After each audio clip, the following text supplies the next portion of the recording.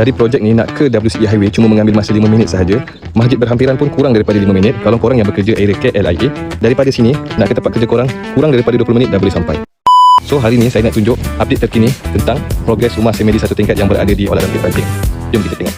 So kalau korang boleh tengok sekarang, rumah ni dah 90% siap. Semua unit kat sini semua dah siap, tinggal jalan sahaja. Settle kabel DNB, air selangor punya saluran air. So developer dah boleh letak, projek ni dah boleh siap. So kita review bahagian dalam. Harga rumah ni bermula sekarang RM435,000, ada extra cashback RM25,000. Ni bahagian carport, boleh masuk 2 kereta. Bahagian tepi ada extra tanah. Yang ni extra tanah dia besar sikit sebab ini adalah unit corner.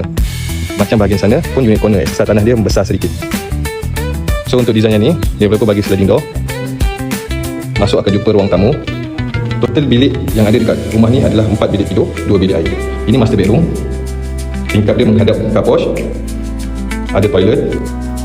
Kita pergi ke toilet nombor 2, bilik nombor 3, bilik nombor 2, bilik nombor 3, belakang sana bilik nombor 4. Ini ruang makan, ini bahagian dapur. So bahagian belakang pun akan ada ekstra tanah 10 kaki. Semua unit pun ada ekstra tanah bahagian belakang. Bahagian tepi akan ada ekstra tanah 11 kaki. Tapi ini unit corner, sebab tu dia punya ekstra tanah besar sedikit. Kalau ikut unit lain, ekstra tanah dia 11 kaki sahaja. Okay, sampai sini. So, kalau korang nak semak kelayakan secara percuma ataupun nak visit rumah contoh kita, boleh PM saya. Nanti saya share dia punya details dan saya bantu semak kelayakan korang. Okay.